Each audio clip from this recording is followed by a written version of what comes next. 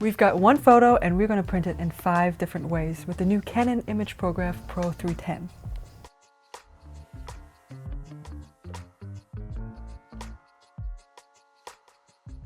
I want to start with a very classic luster print, and the printer prints 13 inches across, so I've got this Photopaper Pro luster, which is 13 by 19 inches, and I do want to put a border around the print because I think it helps with mounting in a frame later, and I just also like the way it looks.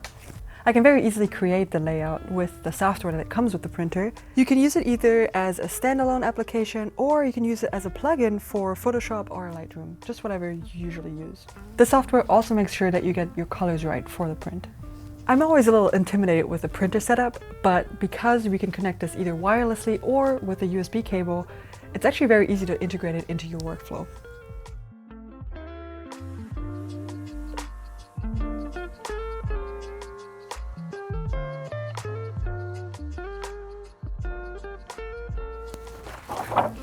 This type of paper is perfect for printing at home, and I think the colors this printer produces are really beautiful. Specifically, the dark areas are very vibrant because the matte black ink of this printer actually enhances the black density. I also just love the way a border looks. I feel like it looks so classic. Can't wait to frame this. Next, let's do the exact same photo, but a totally different print. We have a different dimension and different type of paper. So I've got a super glossy paper right here, and the dimension is 5 by 7 inches, which is actually a really good size for photo albums. This is the Canon Photopaper Plus Glossy 2.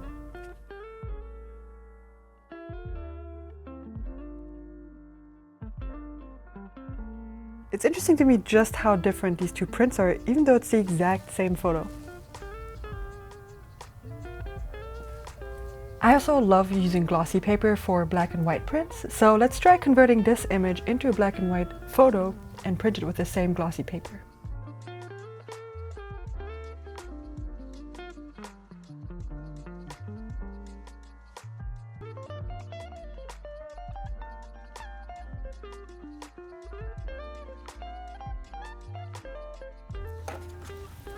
Yeah, I think this turned out really cool.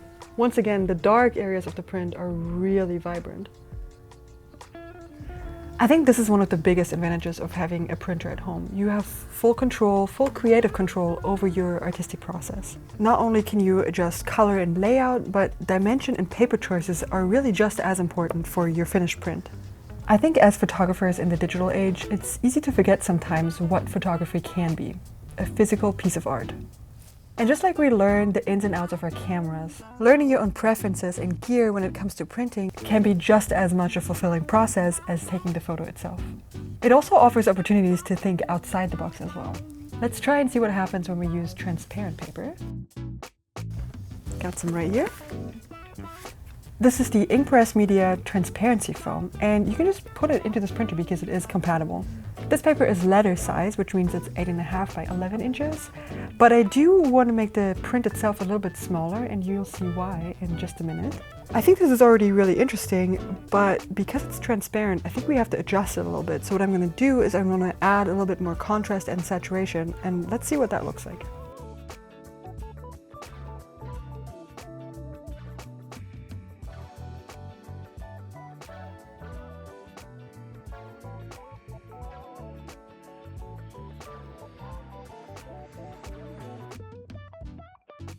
So yeah, it looks like just a few adjustments to color and saturation actually makes a huge difference for transparent paper like this.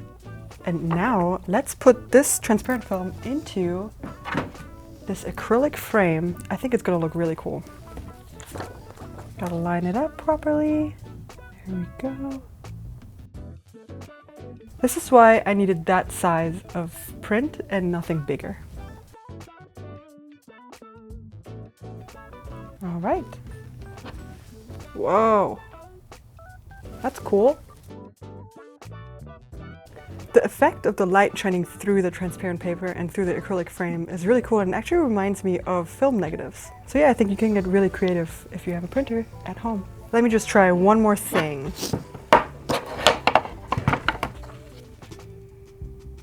There we go.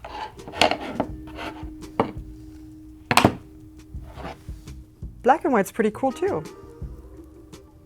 So you've taken a photograph and created a physical object with it.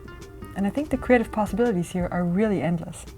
If you have a printer at home, you can really create prints exactly how you envision them. For this next print, let's try something very durable, a canvas print.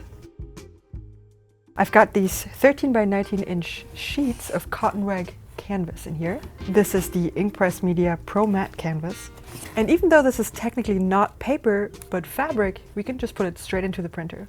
The benefit of canvas is that it is actually way more durable and less sensitive than paper. It's water resistant, for example, and the colors won't fade as much over time, which makes this perfect for prints that you want to make last for a very long time.